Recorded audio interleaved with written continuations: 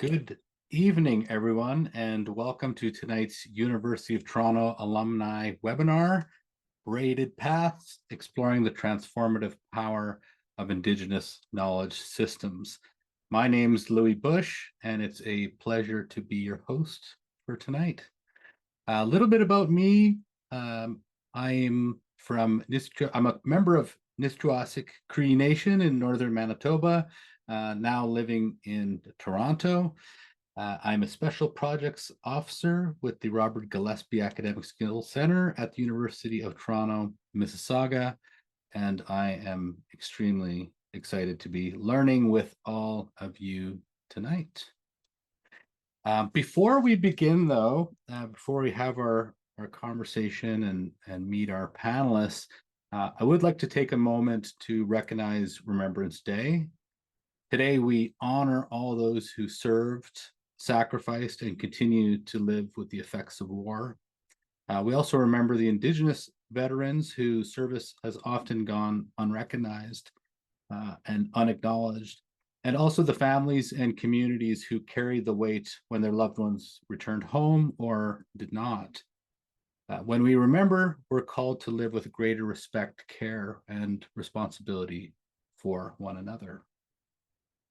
A quick tech note, if you're experiencing any kind of technical difficulties during the webinar at any time, you can write into the Q&A and send us a message, and one of our team members will help you privately to make sure that you're able to see and hear everything to engage. So we want to open this thing in a good way, and I am very pleased to welcome Lyndon Linklater, who has graciously agreed to open our gathering in a good way. Lyndon is a traditional knowledge keeper and a storyteller from Thunderchild First Nation in Treaty 6 territory.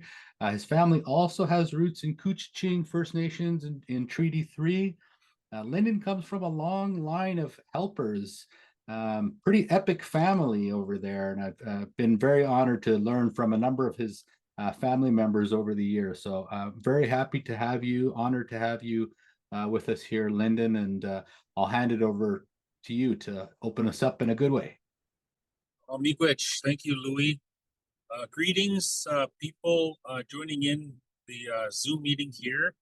I'm speaking to you from Treaty 6 territory, which is right now on the outskirts of Saskatoon, Saskatchewan.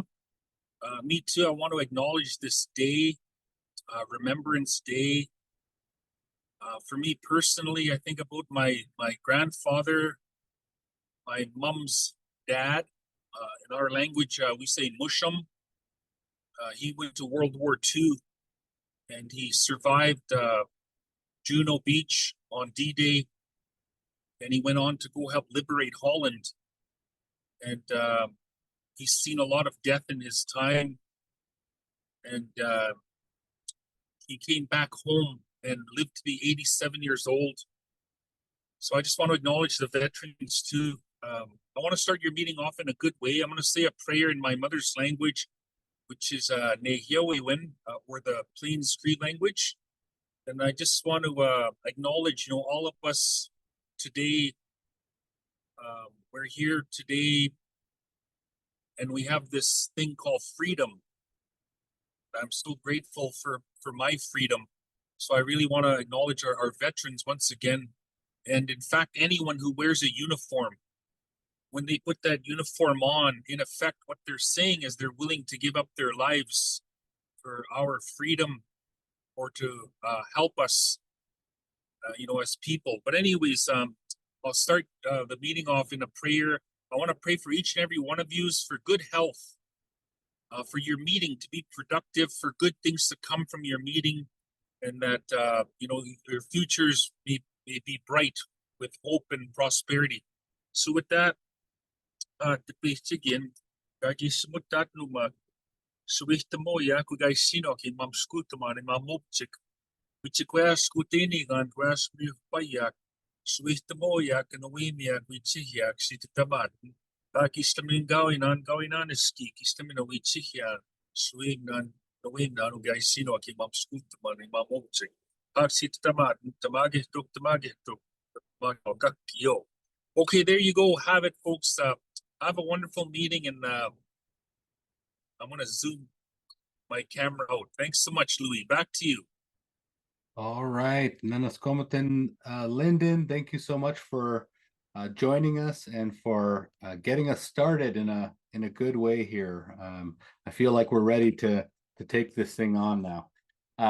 But before we do, I would like to also take a moment to recognize and shout out the Office of Indigenous Initiatives, or the OII, at the University of Toronto.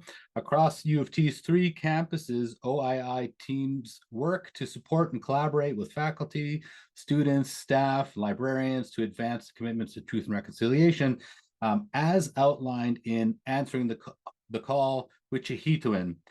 Guided by the recommendations of that report, OII leads efforts to amplify Indigenous voices and strengthen Indigenous placekeeping across our campuses. They support faculty and staff in weaving indigeneity into their teaching, research, physical spaces, and student life, and provide dedicated services, programming, and community connections for Indigenous members of the university. OII also offers cultural events. Annual powwow is pretty awesome. Gatherings and mentorship opportunities for Indigenous students, and provides welcoming spaces for prospective students exploring their path to the University of Toronto. If you would like to learn more, please visit indigenous.utoronto.ca, and maybe we can put that in the chat for you. And you can check out all the events that are available there. Okay, now to the meat and potatoes of our evening. I am really delighted to introduce you to our panelists for this evening. So first, please join me in welcoming Dr. Jennifer Adisse. All right, Jennifer, there you are. Jennifer is a citizen of the Manitoba Métis Federation and a descendant of the Michael Band and the Papa Chase Band. She is the Canada Research Chair in Métis Women, Politics and Identity, and Associate Professor of Sociology at the University of Toronto, Mississauga. Thanks so much for coming, Jennifer. And next, I'm pleased to welcome Dr. Tricia McGuire-Adams. There you are. Tricia is Anishinaabekwe from Bingwi-Neyashi Anishinaabek, and an associate professor in the Faculty of Kinesiology and Physical Education at the University of Toronto. I'm very happy to have you here, Tricia. Thanks so much for agreeing to come and share your knowledge with us. And finally, and last but certainly not least, a very warm welcome to Dr. Jaris Swidrovich. Jaris is queer, two-spirit, Soto, and Ukrainian pharmacist from Yellow Quill First Nation. He is assistant professor in the tenure stream and the Indigenous engagement lead at the Leslie Dan Faculty of Pharmacy. All right, so for you, the audience, we've got a number of pre-prepared questions, which I'm going to ask our panel members. But we'd really like to welcome your participation as well. You can submit your questions in the Q&A button at the bottom of the screen. We'll do our best to include those as we go, but there's a lot of people here, which I'm excited about. So we may not get to all of your questions. So if we don't get to yours, I apologize, but we will do our best to address whatever we can. So without further ado, we will begin our conversation.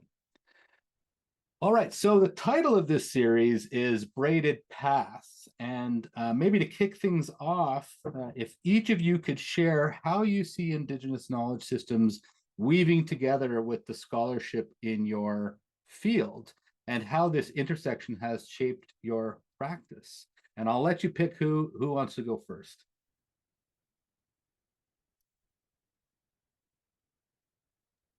Yeah, I can jump in. Thanks, Louis. And it's so great to be here. Lovely to see you, Jennifer and Jaris. Really happy to be in conversation with you today. So yeah, I think the braided paths concept is an important one. It highlights how, as Indigenous scholars, we bring our identities, our cultures, our languages into the work we do in academia. And this work has been growing in my field of sociocultural studies of sport, health, and well-being. But I've always been drawn to bring my Anishinaabe intelligence to my research and sociocultural studies of sport and Indigenous health and well-being. And I have been fortunate to have had incredible Indigenous professors along my academic journey, at the college level, at the undergrad level, and into my graduate degree in Indigenous governance. And having them represent their Indigenous ways of knowing in the classroom left an indelible mark on me. It really helped me as an Anishinaabe student at the time. And in particular, I'm drawn to the memory of being at Lakehead University and having Ruby Slipperjack. Jen, you would remember Ruby well too, because Jennifer and I studied together at Lakehead University and had Ruby as one of our incredible professors of the time. And when I was in college, I had Brenda Small, who is a Cree legal scholar. And so it was important for me to have those strong role models. And then this then connected to some of the work I'm doing now in sociocultural studies of sport. Awesome. Thanks so much. And maybe I'll kick it over to Jennifer.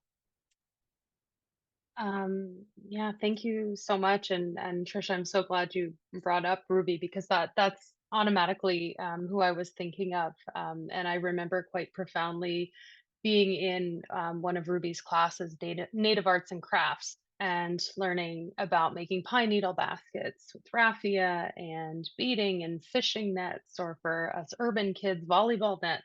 And I think that really was such a powerful introduction as a young student to thinking about what was important and what was possible, and it stood out as such a strong contrast to the other classes that we were in, where we actually saw knowledge being applied, and life knowledge, life skills knowledge, and so I think that is something that has always been kind of in the way that I think about what it is that I try to do with my research. I see the strands continuing through graduate school at Trent University. I started my PhD in Indigenous studies there, and spent a year there. And I think I, really took away from that experience how even at the level of language and theory, that we have to also think about what our languages have to say about things and try and think through them as well. And so I think that it's been an important part of thinking about and almost second guessing sometimes too, how I approach the work that I do, to see what I'm leaving out as well. Awesome. Jaris. You bet. Hello, everyone. Thank you so much for joining us this evening. A slightly different experience for myself. I never had any Indigenous teachers, professors, anybody until my PhD in education. There was essentially no Indigenous education in my pharmacy journey. I think I had one hour guest lecture in each of my pharmacy degrees. And although we've certainly had Indigenous pharmacists in this discipline for quite some time, none of us knew each other. We didn't even know if more existed. We figured probably they do, but no chance to connect, no chance to learn from anyone else in this discipline. So in some ways, I've been navigating this path without any mentorship in terms of someone including Indigenous and pharmacist in their identity. I've certainly had pharmacist mentors and Indigenous mentors, but not anybody who has both of those identities in the same spot. That's created a huge challenge. We have not had this representation in my discipline. Our pharmacy history textbooks still say the first pharmacist in Canada was Louis Hébert in 1700s, a French settler who was quoted to be the first Canadian to feed his family from the soil, which is like entirely wrong, right? That's not even a point of view. So coming into my discipline, challenging things like that, and even the time that I mentioned that white supremacy exists in this discipline, oh my goodness, I think I was blacklisted. And it was quite overt, actually, how I was blacklisted. I was removed from graduate student committees. This was at a previous university, by the way, not my current position. Removed from graduate student committees, noted that I was an embarrassment to my faculty. People said they didn't feel safe working around me because I named white supremacy, and that I've essentially listed all my colleagues as skinheads or KKK members. So it hasn't been received too well in the discipline of pharmacy, and Indigenous knowledges have been almost entirely absent. But we've kind of committed some negligence, I suppose, in not recognizing the hundreds of medications, let's say. I'll just focus on that. There's about 300 prescription medications used today that were first used by the first peoples of Turtle Island, so Canada, the United States, as we now call them, but we don't give any credit to that. So still navigating this path, and feel so lucky that I get to be a mentor or someone who does encapsulate both the pharmacist and Indigenous identities for those who are up and coming. Awesome. Well, I'm really grateful for having such a frank discussion and a way to jump into it, and for each of you for your trailblazing. I think has made such a difference in spaces where historically Indigenous people have been excluded. I think we can probably safely say that each of your disciplines have excluded Indigenous perspectives, as has mine in my background. But I'm curious, what challenges have you faced in creating space for Indigenous knowledge in your roles, and what successes or strategies have proven to be most effective in doing so?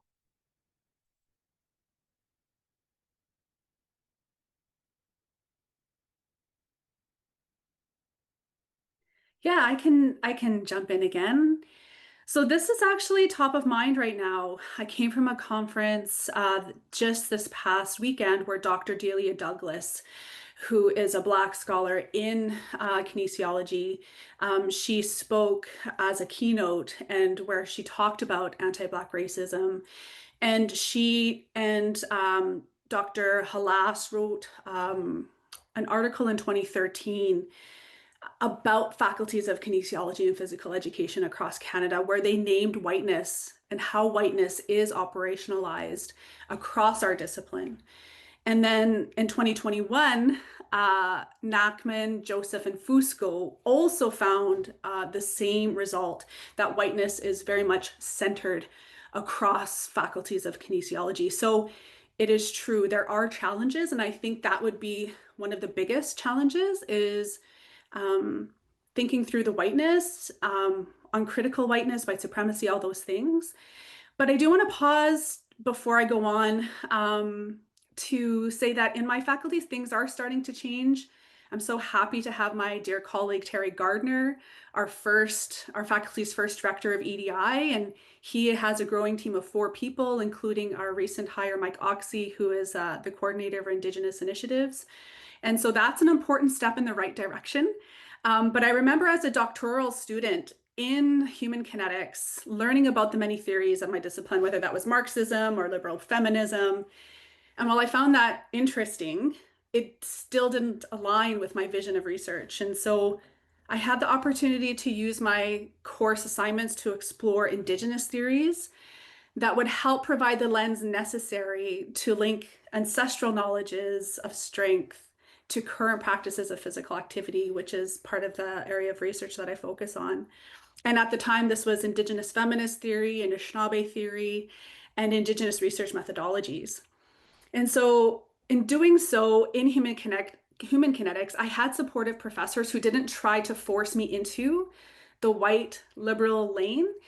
They really did give me the space to just write about the things that I was most excited about. So I feel like that was also a very supportive way to support me. But I do want to witness and say that there's still challenging dilemmas that Indigenous professors face while working in the Western academic colonial institution. And so I would encourage people to think about that and how it presents itself, and so that we can have more conversations about it, and including what settler allyship means and things like that. I can go next this time. So I think I alluded to a little bit of the challenges already in my discipline, and I want to very frankly note the whiteness that I exhibit. I am also white, and my white presenting nature has been extremely protective of my journey, and it has allowed me to move through paths and places that perhaps I otherwise wouldn't have been able to do, or at least it would have been more difficult had my skin been browner. So my Ukrainian dad, my whiteness, has been quite protective in that regard. I think that has also been a big blessing and perhaps a mechanism for Indigenous knowledges to be starting to be integrated into my discipline. So what I talk about is this two worlds all the time, and I think it means something to all of us Indigenous scholars in these Western colonial institutions. But for myself, as a two-spirit person, masculinity, femininity, as a Western and Indigenous thinker, as a middle child, I just always feel like I'm in the middle. And it's been a curse, but perhaps one of the biggest blessings to, at least in my own walk of life thus far. So in the pharmacy world, in the science world, I use terms that are applicable to us, like emulsifier. I call myself an emulsifier. I bring together these two phases that otherwise perhaps wouldn't integrate. So if you look at oil and water sitting together in a pot, they're both there. They both exist together, but they're not really doing much together. They're not really holding hands. So you need an emulsifier, some substance that exhibits both phases of oil and water. So I feel like in this setting, that would be me. There's Western whiteness and indigeneity. So folks on either side, if I'm going to create opposing sides, and I don't mean to always uh, position each world as opposing, but it allows for knowledges to move within and between, perhaps with less resistance than someone who might exhibit an entire polar, oil or water. On the Indigenous side, I talk about braiding or weaving. And so because there's those several parts to me, I can bring them together in a way that I have familiarity on each strand of that seagrass that I'm bringing together. In my discipline, because it's so rigid sometimes and science-based, we often feel in my discipline that Indigenous knowledges perhaps don't have a place or are less rigorous. Even the Indigenous peoples perhaps maybe don't belong. So in my own research, I found that any Indigenous person in pharmacy school, as soon as others discovered that we are Indigenous, often the first question thereafter would be, well, what was your GPA when you applied? They needed to position us in terms of smartness. Like, did you deserve to be here? Would you otherwise be here if you weren't Indigenous? Were you an equity seat person? And is that how you got into this discipline? Similarly, the theory of positivism, a single truth to be had, does not replicate in the Indigenous world, First Nations, Métis, Inuit, and we believe in multiple truths all the time, and that just those worlds collide again in that particular way. A success, though, however, is by creating evidence and research. So this Western colonial world of pharmacy and academia needs evidence, evidence, evidence, and it needs to be rigorous. So I created it as best as I could, using Indigenous methodologies, of course, but studying Indigenous people's experiences in pharmacy education in Canada, which led to an evidence base in the way that the Western colonial world perceives evidence. I always argue that our stories have always remained true. It just so happens to be that we need to go through ethics, official research, consent forms, data analysis, peer review, and then publish it for people to start to believe our story. But the story hasn't changed. But I went through all of those phases so that our stories could be uplifted, and it has led to some significant changes. In fact, last year, for the first time ever in Canada's history, we finally have several robust Indigenous learning outcomes as mandatory minimum requirements for you to be an accredited pharmacy faculty in this country, and that never existed prior to having this evidence base. So I think that we're moving closer and closer to this happening regularly.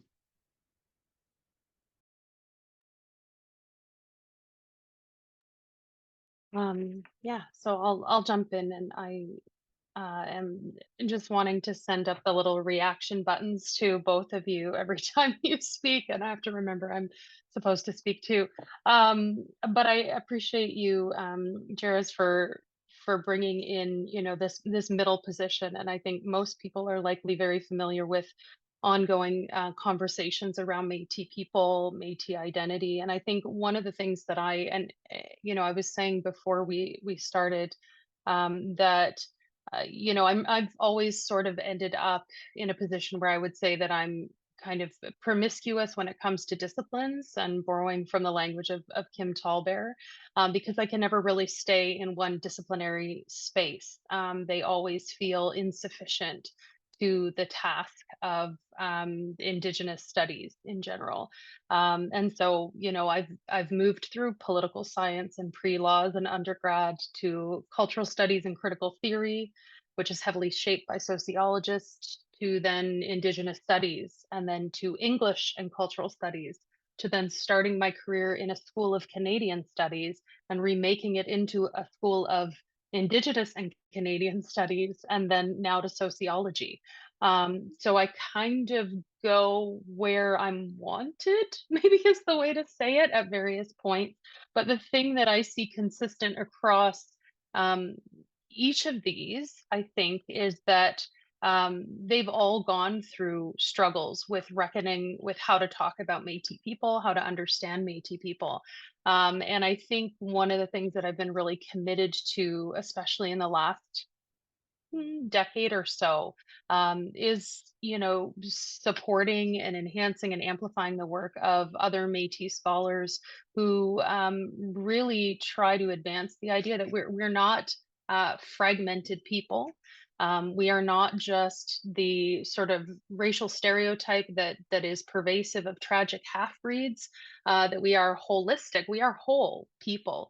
And I've been fortunate over the last 5 years of the first term of my Canada Research Chair to spend a lot of time in conversation with Métis women in political spheres over topics related to housing and childcare. And one thing that has always come out to me very clear is we are the product of both of the worlds that bring us into being, and that can be Métis. That is what it is to be Métis, that we are not constantly cleaving off bits of ourselves. But this is really hard for academia to understand, and the primary framework that has been used to talk about Métis people is one of hybridity. It is to try to pull out, well, what is the authentic indigeneity and what are the European influences? And a lot of my colleagues have tried to advance the idea, well, you really can't understand who Métis people are by doing that, because Métis people have a distinct ethnogenesis that is regionally and locally and like geographically connected to a particular place.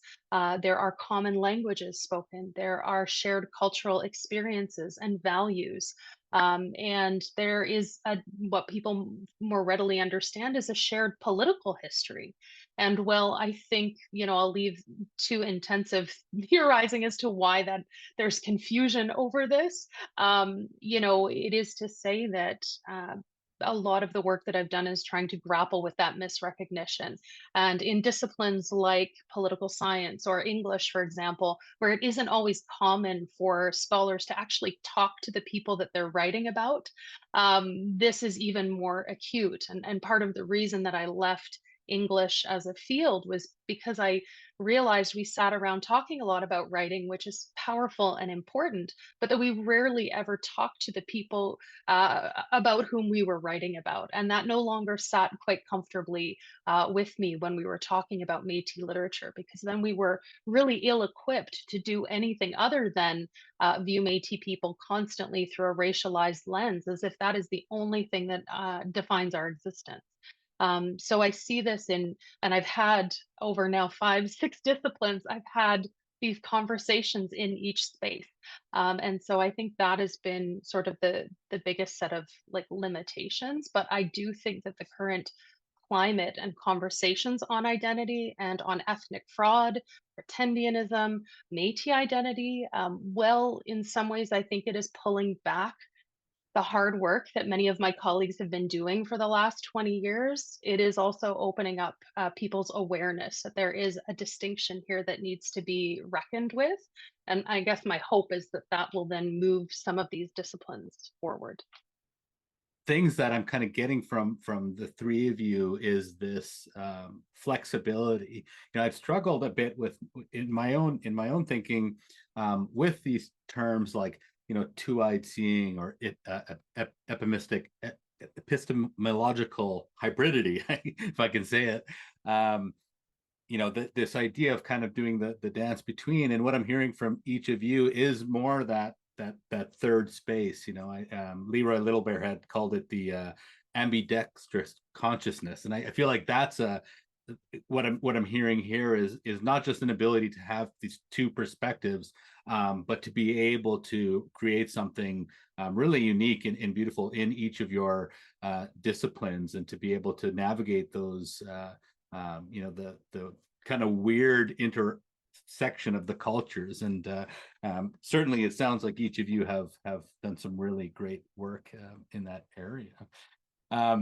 So thinking of your students, the communities that you're connected to, the professional audiences, your people respectively within your fields, what do you hope that they all take away from engaging with Indigenous knowledges in your fields?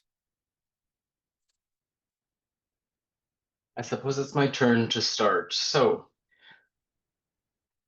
of course, perhaps the obvious takeaways of like respect and dignity and those lovely, again, perhaps obvious takeaways. But I wish that, and I think people are taking away the robust nature of Indigenous oral tradition. In fact, there was a 1997 Supreme Court of Canada ruling of Delmaguku versus the Crown legitimizing Indigenous oral tradition as evidence. We never needed a Supreme Court ruling to confirm that, but now there is. And I find that in my own discipline, people ask questions like in pharmacy, well, wouldn't it be so great to do a study on rat root to see its effectiveness or not for diabetes, let's say? And my response is, we don't need to, because we already know that it works and we've been using it for millennia. But they feel like, but I just feel, and they come up with all these reasons for why we still need to study it. I'm like, no, we don't need to use the confines and structures of a perhaps opposing knowledge system to validate or invalidate someone else's. In the same way that I'm not teaching my students traditional Chinese medicine or saying why traditional Chinese medicine works or does not. That's not my lane. Stay in your lane while still having enormous respect for other knowledge systems. And I found that to not be always the case. When I worked at a student-run clinic called Switch, or Student Wellness Initiative toward Community Health in Saskatoon for well over a decade, it seemed to be that the most common students who were asking such questions were in pharmacy and medicine. And every time we had like Reiki practitioners, acupuncturists, chiropractors, these students were just drilling these other disciplines with questions of like, how many years was your degree? What courses did you need before you started that program? Did you learn about this? Did you learn about that? To try to justify in their minds the validity or level of confidence they might have or not have in that particular discipline. But then I flip it around on these westernized students themselves, regardless of their own ethnicity, but the knowledge systems subscribe to, perhaps exclusively in these disciplines. And I ask questions like, well, who invented medical statistics? And they're like, I don't know. Who invented the p-value? I don't know. Why is the p-value 0.05 when we justify whether a drug works or does not in a placebo randomized controlled trial? Oh my gosh, I don't know. And I say, but you use it all the time to say if some knowledge is right or wrong, and you don't even know where it came from, right? I'm not saying that's a bad thing, but why is it that you're using those same questions for other knowledge systems to legitimize or delegitimize them when you haven't even done it yourself? Right? So I want folks, I want their takeaway to be that there can be, and there are, other knowledge systems around the world that have been perhaps even more refined than what we're learning in pharmacy because they've been around for millennia. And that's okay. It doesn't need to be the way that we learn the way things need to be in pharmacy, right? We still haven't quite made it there, For example, in clinical practice guidelines in Canada, this is where I work. Like if I'm going to do use clinical practice guidelines for major depressive disorder, often we rank evidence, even so much so that grade A evidence is randomized placebo-controlled trials, all the way down to grade D, like dog evidence, which is expert consensus opinion. So the Western colonial framework of evidence ranking still includes just people thinking something's a good idea. And we put it into clinical practice guidelines. So there's no mandatory minimum number of who these experts, what their qualifications need to be, or how many of them there need to be. But an example I often give is there could be 2 pediatric oncologists who decide that every child with cancer should have blood test X once a week, every week for the rest of their life. And just the fact that they think it's a good idea in the absence of evidence, it goes into clinical practice guidelines and it's paid for. Our public and private systems pay for it because it's now in the guidelines. But then I think, well, geez, we've had expert consensus opinion for millennia. We don't get a grade D evidence score. So now Indigenous peoples are left having to come up our own means in order to access our own medicines and practices that we've always used for millennia on this land. But that's just the power of gatekeeping of this Western colonial framework of academia, of evidence-based medicine, at least in my discipline.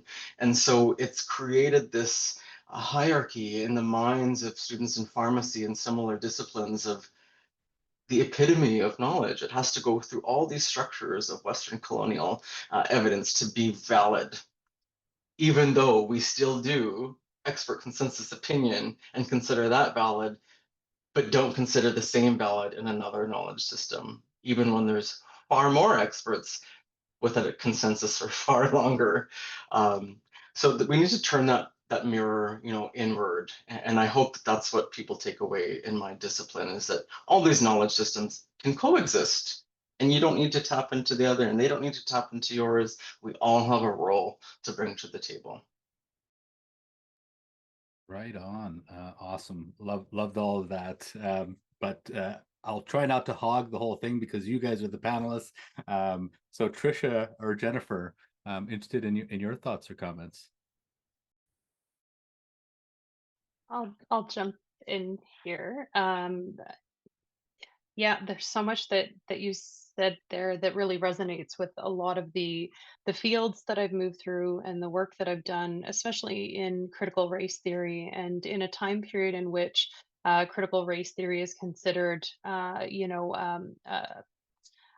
point of attack, or it's under attack. I think that is the consistent strand that I think the discipline that I'm in now, sociology, does really well, because it has, even if it has been slower to engage with Indigenous people, it has a long history in engaging with questions of race and cultural studies. Where I come out of, where I finished my PhD, people like Stuart Hall, who was a sociologist, really drew attention to the way that race and representation structure the very terrain in which we live our lives, and in particular how we decide what is knowledge, what counts as knowledge, whose knowledge is valid, whose knowledge is worthwhile.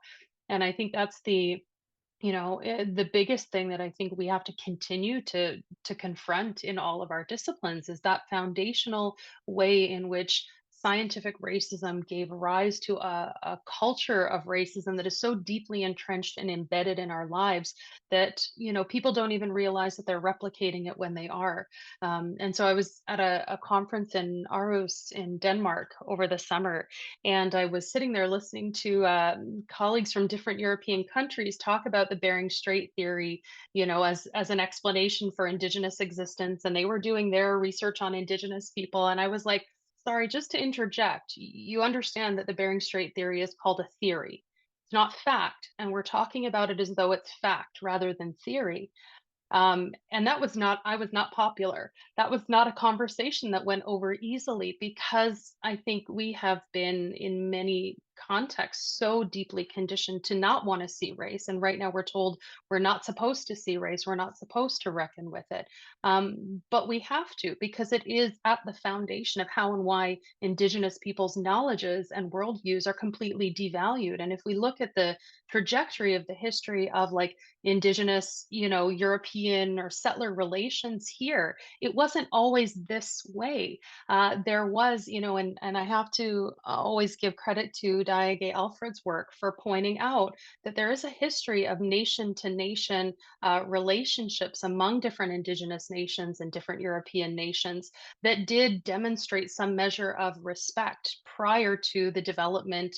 I would say that the turning point being around 1812-ish, right? And turning points moving towards the suppression of Indigenous peoples rather than relationships built around military allyship that still held measures of protocol and ethics and respect. And by no means does that mean that it was perfect, but it just shows that there was a different way of understanding how to relate to one another that I think gets upended by the expansion of scientific racism. And in Canada, definitely the development of eugenic ideology. Canada, we like to act as though we weren't a part of the eugenics movement. We played a very strong role in furthering the eugenics movement. And we often talk about, like Tommy Douglas being, I think he was voted the greatest Canadian of all time. But Tommy Douglas was a eugenicist. And we don't really want to look our own history in the face. And we see that in the disciplines that we work within. And so I think that that's, for me, that is the thing that I really hope. And I think Indigenous studies is prompting my colleagues to do is to have to look at these things that they don't always want to or they've taken for granted. Yeah. Very cool. Tricia, interested in your thoughts also. Yeah. I think about when I think about students, communities, I want to really consider and center that Indigenous knowledge and our intelligence and our theories are rigorous, and they are a legitimate paradigm from which we can grow research. Our peoples have always been researchers. We've been intellects. We have been teachers since time immemorial. And we can bring those concepts, those theories, the language into our framework for research.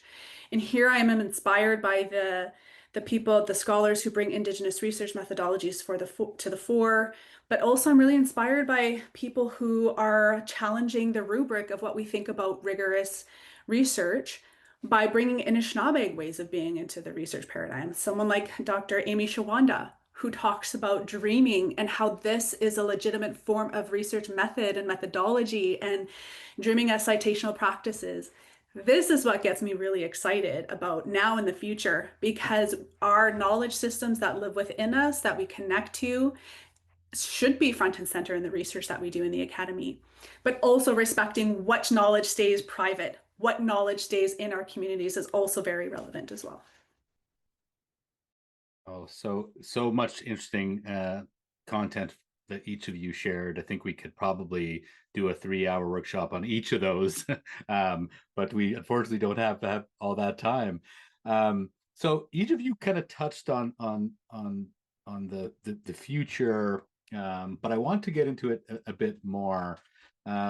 Looking ahead, if you're imagining your disciplines and how they're growing, and also other disciplines, lots of different disciplines are in many ways embracing Indigenous knowledge or trying to, for better or worse, right? We're seeing kind of this movement towards indigenization or decolonization. We're hearing a lot of this across the board, and so I'm wondering, what do you see as the possibilities emerging as these various disciplines embrace Indigenous ways of knowing?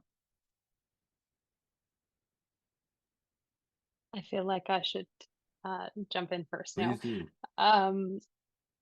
Yeah, I mean, if I put it into context related to Métis research, I would really like to see us get to a point where we don't have to rehash identity conversations first, or have that be at the forefront of all the work that we do, and have that be the beginning and the end of so much of the work that we do, because there is so much else to talk about.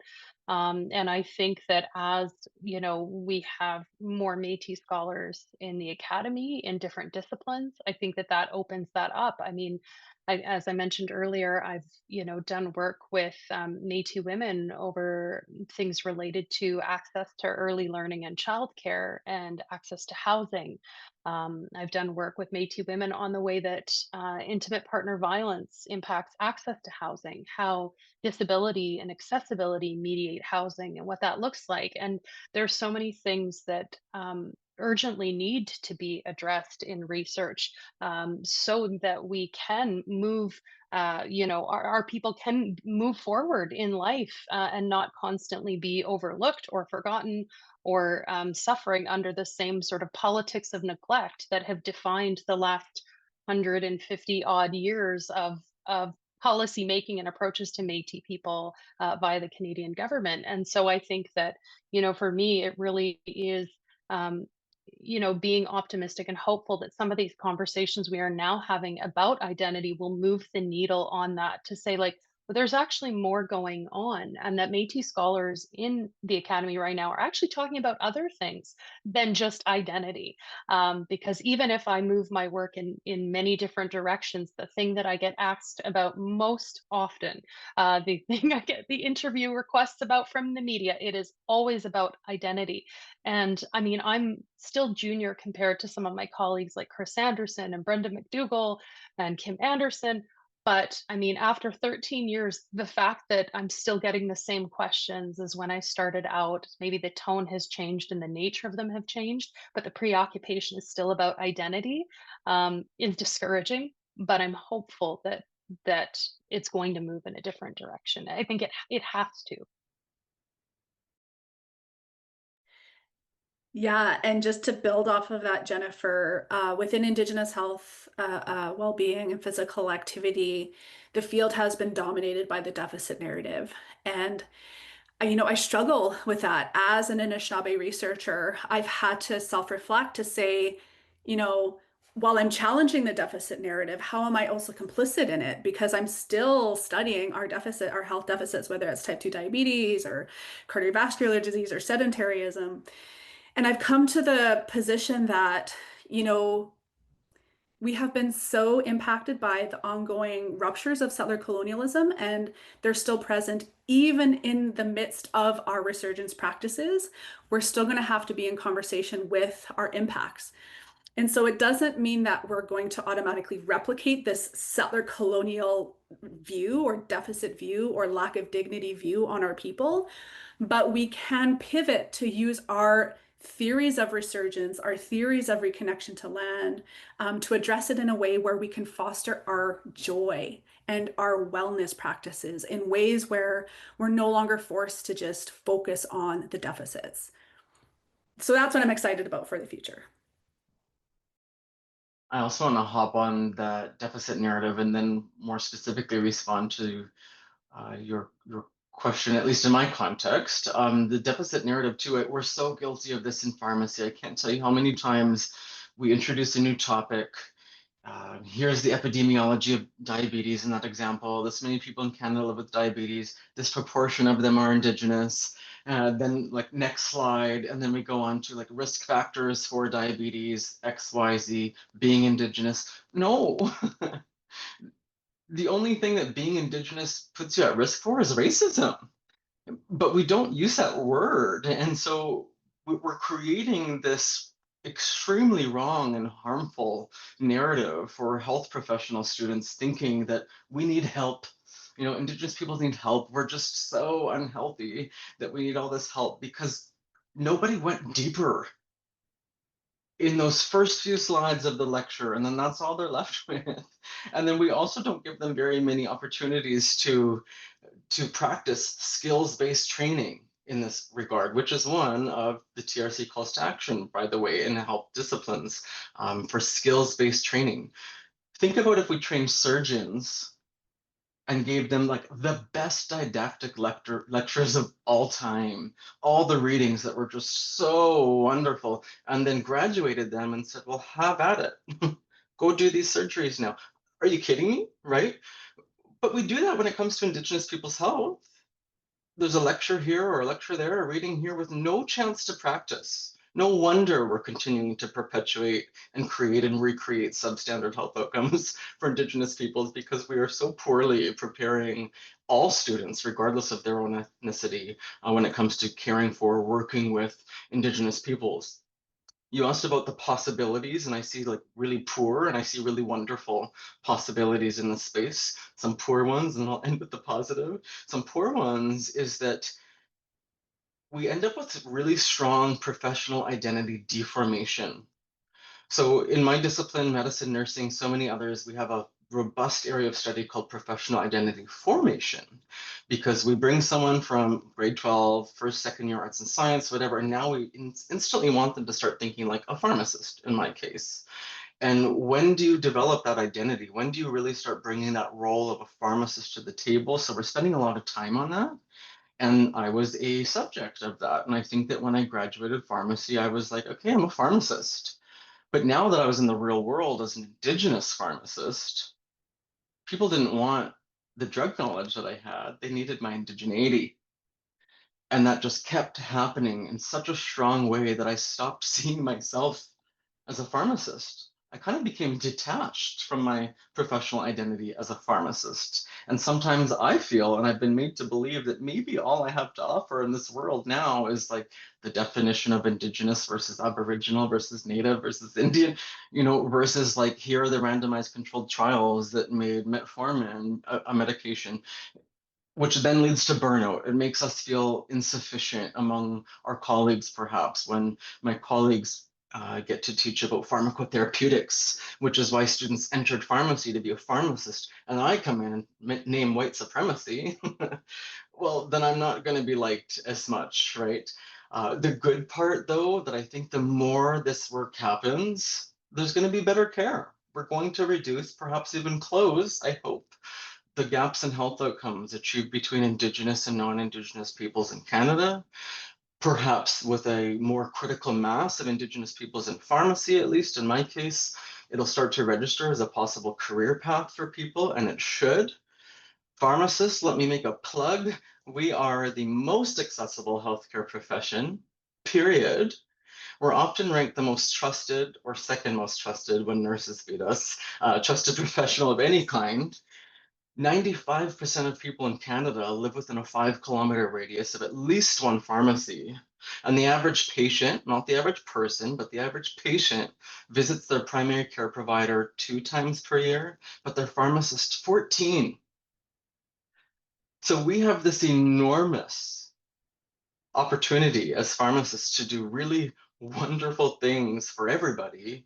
And in that, I'm including Indigenous peoples. But at the same time, we have an enormous opportunity to do really poor things when we're not preparing pharmacists to be out there in that highly trusted, highly accessible capacity, highly visited capacity. So there's a fine balance here to walk, but we certainly do need to bring in more Indigenous knowledges, more Indigenous peoples, and I think that will all fall into place. I remain still the first and only Indigenous pharmacist faculty member in North America. And in Canada, we don't even have a single Black pharmacist faculty member. So we have a long way to go in my discipline for integrating other knowledge systems to therefore help close the gaps in health outcomes achieved by people like who are Black, Indigenous, and otherwise. Wow, thanks so much to all three of you. I think there's a message that I'm hearing is a cautious optimism or a hope, with wanting also to have much broader and more complex discussions that we're often put in a bit of a box, and I can really hear each of you just blasting out of those boxes, and I really love it. And I wanted to share really quickly just on the discussion of kind of hope and the deficit narratives and things like that. That I was speaking to an elder, and actually it was Lyndon Linklater's brother, Ron, Ron Linklater. And we always find family members and things like this, but it was Lyndon's brother, Ron. And I asked him, I said, is there a word in Anishinaabe, Moan, or in Cree for mental illness? Like, how would that be discussed. And he paused and he thought and he sat and it was quiet for a while. And then he said, well, the word for hope is Bako Sandan. And that was his, then he didn't say anything else after that. And I just thought, that is the best answer I could have possibly gotten. And so when I hear each of you, it gives me a lot of that, a lot of that hope for how our knowledge systems can contribute, into the wicked problems that we're seeing, in our world today. So thanks again for such awesome discussion. Okay, so last question for the panel, and then if we have time, I've got kind of individual questions for each of you, but that'll be if we get into it. And then there are some questions that we may be able to get into from the audience as well, but we'll see how far we get.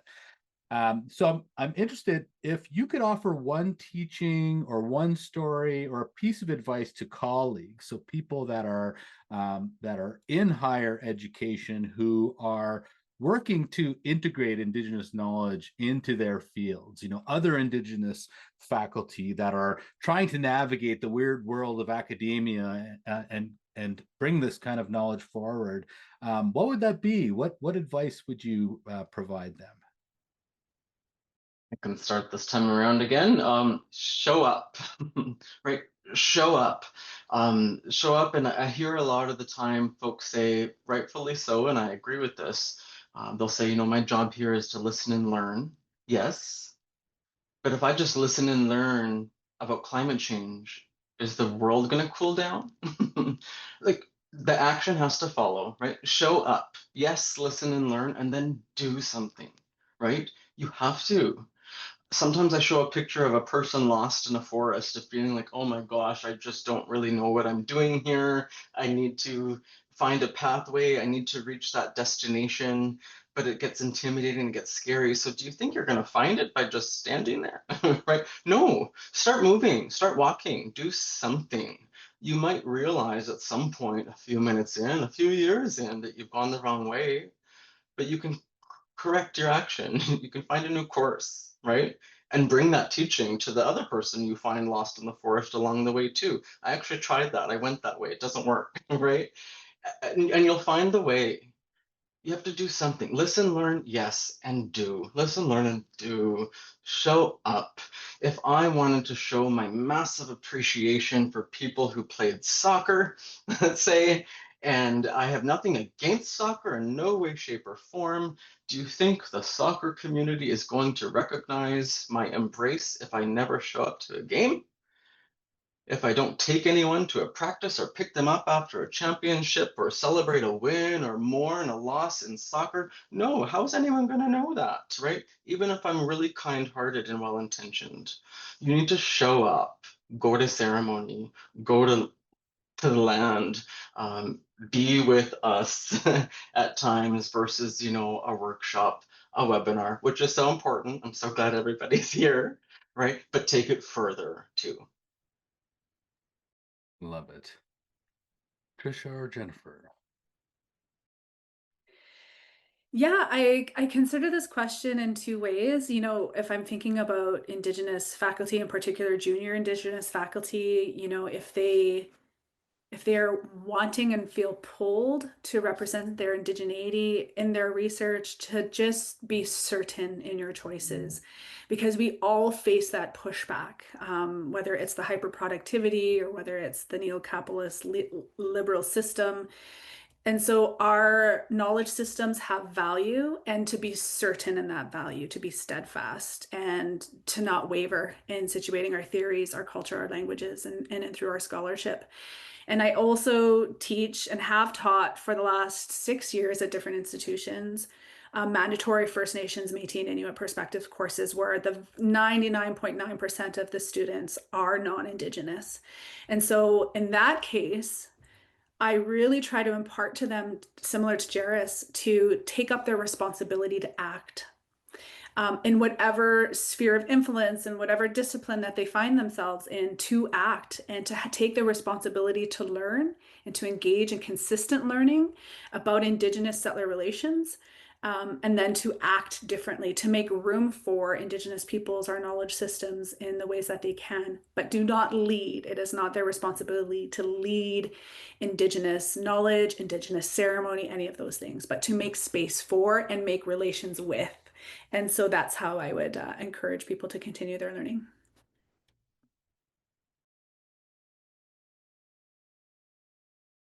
And Jennifer, it's up to you. Yeah, I mean, I think that I'm still absorbing the amazing things that have just been said, but I would reiterate, um, I think the thing that I see from the disciplines that I've been in is that, colleagues really need to understand that the work cannot happen alone. Non-Indigenous colleagues cannot do this work. Even if you've attended the webinars and read the articles and had, conversations on the side, you have to commit to building sustained, respectful, ethical relationships with the Indigenous peoples around you, and that you want to teach about or write about, and that you need to make sure that if you're thinking about bringing Indigenous knowledges from any Indigenous nation into the classroom, um, that you are very thoughtful and intentional about how you do that, and that you actually think about who is the author of this piece that I might want to teach my students. Do I know where they come from? Do I know what's been written about them? Maybe should I reach out to them and ask them if they have any guidance on how I could best introduce this piece in the classroom? Because we are in an era in which it can be difficult to discern who has presented themselves as sharing honest Indigenous knowledge and who is appropriating identities and cultures and knowledges. And so, I think that I would like to see colleagues commit to doing a bit more work than just taking things at face value, dig a little bit more. I also think that I really would love people to also see this work. I think that we can talk about incorporating Indigenous knowledge in a very romanticized way. And I think that I need colleagues to understand that this has to be an anti-racist project as well, for all of the reasons that have been laid out. It has to be seen as an anti-racist project. This isn't just about a multicultural food fest type of incorporation of something neat and cute about Indigenous people. This is a profoundly challenging and in many ways oppositional kind of way of bringing knowledge into an academy that has actually been responsible for a lot of the harm that has been visited on Indigenous peoples. And so, in talking about it, you cannot separate it from anti-racism. That has to be in the conversation. And I think maybe one of the other things is to recognize it's also a legal obligation. I see a lot of students who come into the class who have this idea that indigenization is just a fun, cute, cultural kind of thing, and they don't understand that they have a legal responsibility as Canadians at a Canadian university. They are bound under Indigenous law and under Canadian law to act in a particular way, to honor treaties, to conduct themselves in a manner that is acting to the best intent of the law. And that means taking a lot of this to heart. And some of that, to my mind, also goes to getting them to think about their own positionality. Where did their ancestors come from? What was the sort of pathway that brought them here that saw many of their ancestors be divorced from their own land-based relationships? What were the forces and flows, even from places like England or like Germany, that brought people across the ocean to here? And what was lost in that process? That maybe once might have been held by ancestors to shape how you would enter into ethical relations with other, people who are still attached to the geographies of their origin. So I think, for me, it's a couple of those things. Awesome.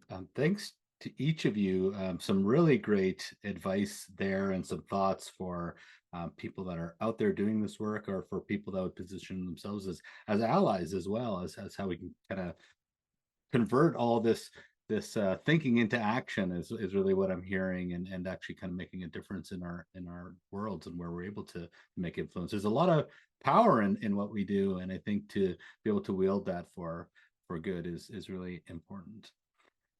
Okay, so we have some time to dive into some more specific questions, and so Jennifer, I'll start with you. We can just kind of continue the conversation. So I want to go back to something that you said earlier. So while you have found a home in sociology, your work actually is much more fluid. It crosses across a bunch of disciplines. You've drawn from cultural studies, Métis studies, critical race theory, and you're examining recognition, representation, and how that shapes Indigenous identity. And you'd said earlier on, this is kind of a sort of a disciplinary promiscuity, and I really love that. And you'd said, I think Kim Tallbear, but I'm gonna steal that because it's fantastic. But I'm interested in how that approach to your pedagogy, your research, and your own kind of knowledge building has opened up possibilities in your work. How has kind of crossing and jumping around fields been of benefit from what you've been able to generate in your area?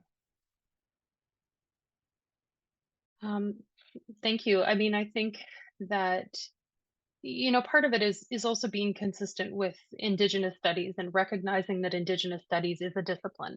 And it is a transdisciplinary, interdisciplinary, whatever we want to call it, right? When you work from an orientation within Indigenous studies, you're taking the broad spectrum of the way knowledge has been chopped up in academia, but you're attending to it in this one discipline that identifies itself as such. And so, I think that if I had to pick a disciplinary allegiance, it is to Indigenous studies, because it does allow for that expansiveness that is necessary. And I do think part of it is because with the kind of work that I do, often I'm like digging into archival documents, for example, and historians say, "Ooh, are you a real historian?" I'm like, "I don't know, but these documents have to do with the things I'm working on. So I'm not going to not look at them, and I'm not going to not talk about them just because I may not have trained specifically in your discipline, because there are things that I uncover in them that,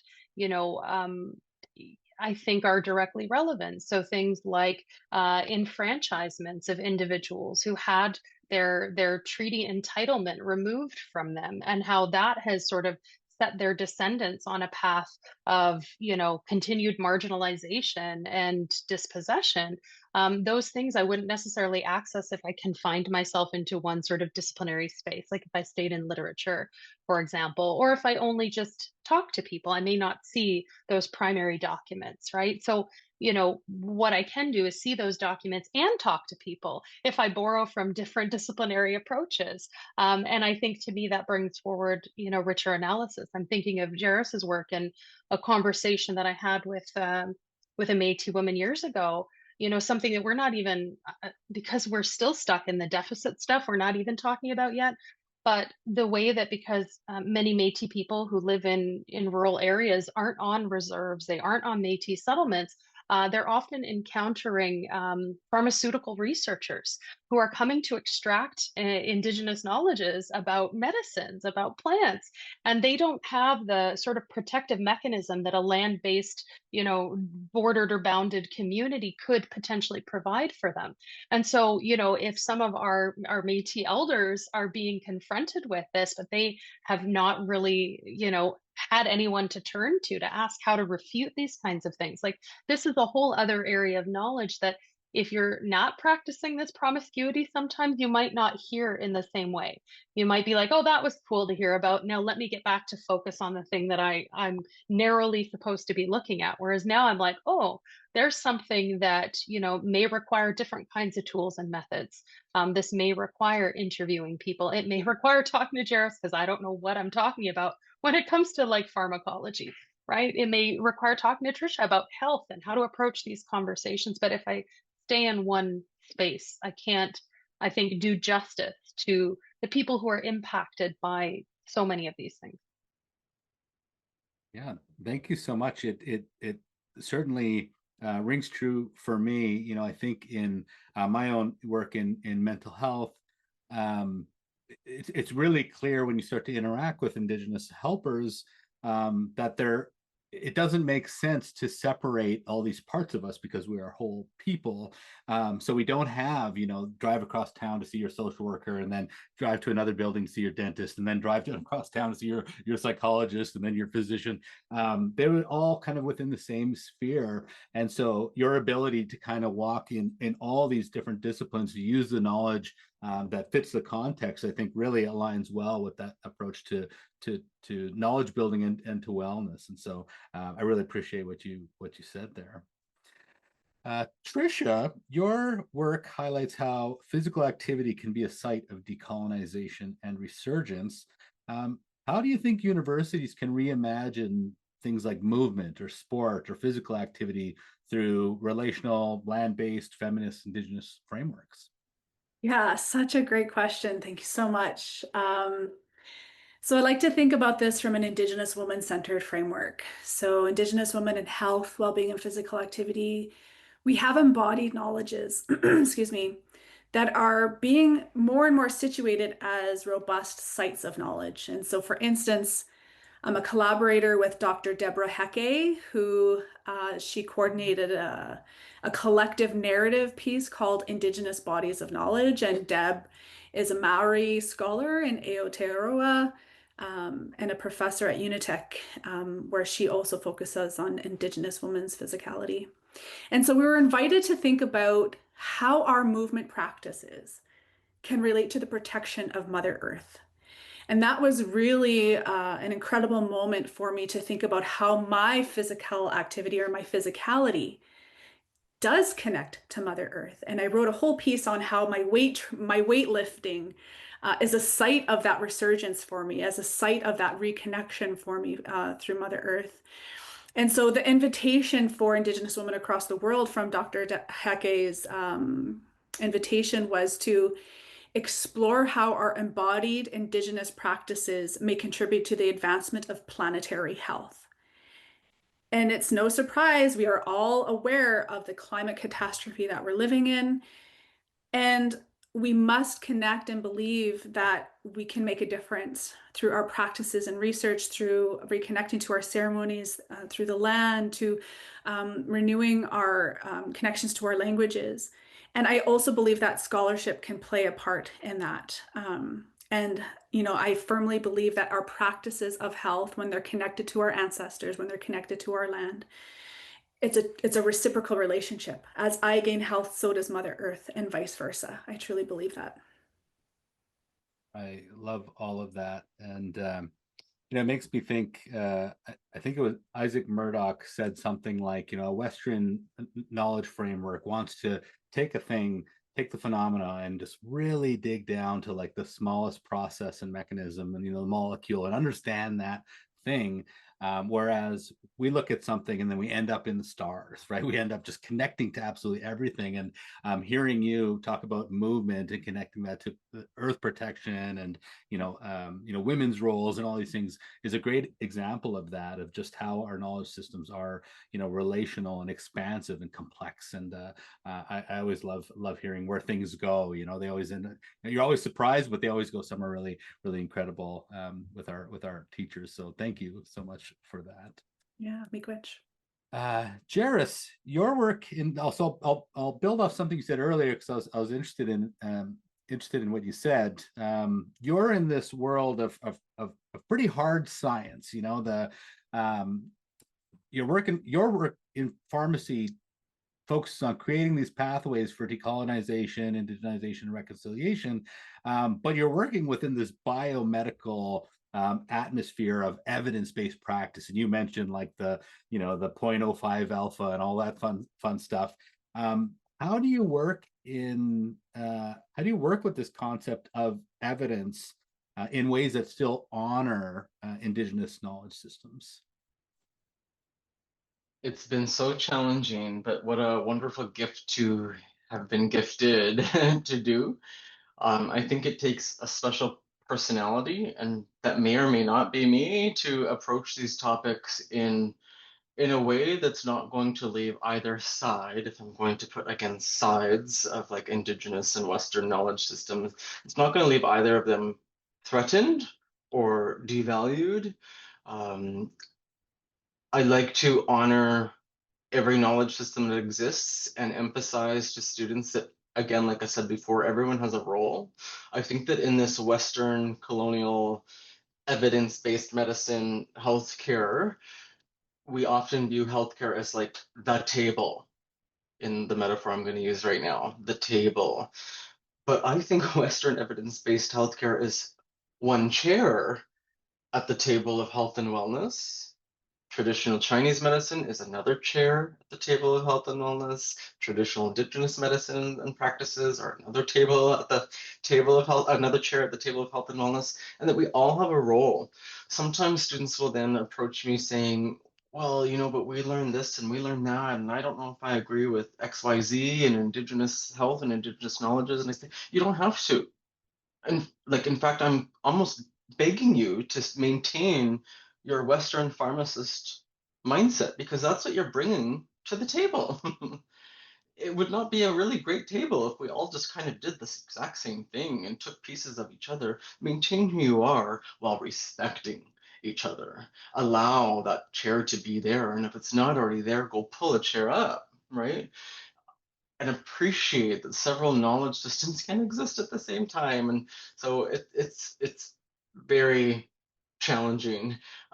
Even helping folks appreciate, like what Tricia was just saying, bringing everything together. This has been maybe a theme with what each of us were sharing, is that there's all these pieces. So in my context, we might look at, let's say, Indigenous peoples. I'm going to be sounding extremely stereotypical right now, but it's a very specific example. Looking at Indigenous peoples with addictions. And that's, if I use the example of Montreal Lake Cree Nation, a community I've worked with in Saskatchewan, they had zero known usage of crystal meth until there was a forced evacuation, and the entire community of Montreal Lake Cree Nation was evacuated between Prince Albert, Saskatchewan, and Meadow Lake, two different communities. After that forced evacuation was done and they returned home, there was a catastrophic rate of crystal meth use. What does the system, what does the public now see? Look at all these Indigenous peoples with addictions without tracing it back. Well, that's because they were forced out of their home. Think about all the complexities with that. Put into some temporary homes in new communities, new people, not wondering about their family, their life, their land, all the connections that they had at home. And they were evacuated because of climate change, which is maybe the fault of extractive, exploitive colonialism, right? So this isn't Indigenous peoples have addictions. This is a result, a symptom, a side effect of colonialism, right? And we just need to delve deeper into everything and see that big picture, right? Not just what's right in front of you. Disproportion of people living with diabetes are Indigenous. Sorry, all of that number might have some truth to it. There's so much more to be said behind that, right? So decolonizing education in this way means challenging patterns of patriarchy, misogyny, ethnocentrism, racism, hierarchy, all of the things that exist in the way that we navigate education and healthcare, and sharing the truth. I don't even see it as a perspective. I see it as the truth, right? Just the complete truth. Very hard to do, but it must be done. Awesome. Thank you so much for that answer, for all the answers that each of you shared. We actually do have a question from the audience, which I think is going to resonate with each of you. And so I'll put it out there, and whoever wants to speak to it can. And we'll see. That might be our last question. Depends how much we talk about it. So, good morning from Australia. Here, our Aboriginal and Torres Strait Islander colleagues often speak about colonial load, the additional, often invisible burden placed on First Nations people to educate non-Indigenous colleagues. I wonder if any of the panelists could comment on this phenomenon and how we as allies can offer support and engage without adding to that load. I'll start. Recognize it. Recognize that it's a possibility even before it exists. It's amazing how this happens on the daily, on the regular. Probably I'm not the only one of us three who's on like dozens of committees to like, we have to be part of everything and know everything. It's kind of bizarre. And I had to know everything about Indigenous education, curriculum development. I'm like, hey, I'm a pharmacist, like all of you. I literally have the same degrees from the same institutions as all of you. Why do you think I know these things, right? Which is why I then did a PhD in education, because I felt highly insufficient. But even we're like an automatic invitation that we didn't extend for commentary too. In the extremely unfortunate case of the murder of Colton Busch, Gerald Stanley trial in Saskatchewan, I was absolutely devastated with my office door closed, and suddenly someone who I maybe said 4 words to in my life opened my office door and said, you know, stupid shit wouldn't happen to people if they didn't do stupid shit. And I was just like, okay, so do I have to provide education right now? Again, like while I'm mourning this and while we've just been so devastated by it had nothing to do with my job as an academic or as a pharmacist or just our existence in places like this. Often we might be the only one, the only Indigenous person, or one of very few in the places we occupy in academia that people know. So we're like an automatic invitation for commentary or education on all the things, and it can be really tough. And like I said, leads to professional identity for deformation. And I feel less and less like a pharmacist every time that happens. So thank you for recognizing that exists and to interrupt it before it happens and certainly when it happens. I'll just jump in to advocate for more hiring. I think a lot of the institutions we work within are very happy to have the bare minimum. Sometimes that's 1%, sometimes that's 2. Every institution has a different metric, but you know, in Ontario right now, in part because of the looming financial crisis in the post-secondary sector due to changes around, in particular, international student fees and funding that flows to universities. There is a bit of a sea change in how universities and colleges, but especially universities, are hiring. And there are very few jobs this year for Indigenous scholars within Ontario universities. And this is a stark contrast to years prior. And I think, you know, again, this is something that a lot of us who work on these questions anticipated coming, because what are the first things that get cut in times of austerity or the looming specter of austerity? It is the positions that are seen as DEI, as diversity hiring, as, you know, fun additions to have if you can afford them, but not central to the mission of the university.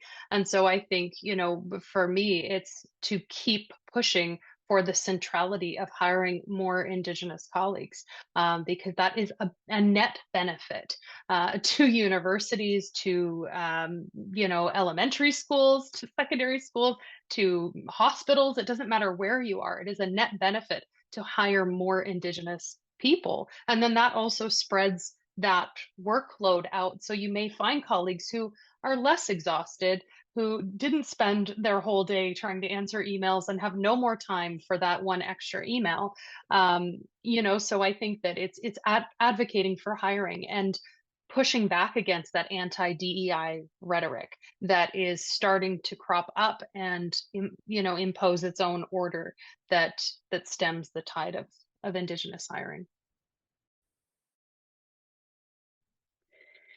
Yeah, I completely agree with what Jaris and Jennifer have discussed. And I think just to add briefly to that is to continue for settler allies or for non-Indigenous peoples to take the responsibility to continue their own unlearning and to not expect their lone Indigenous colleague for most of the time to do that for them.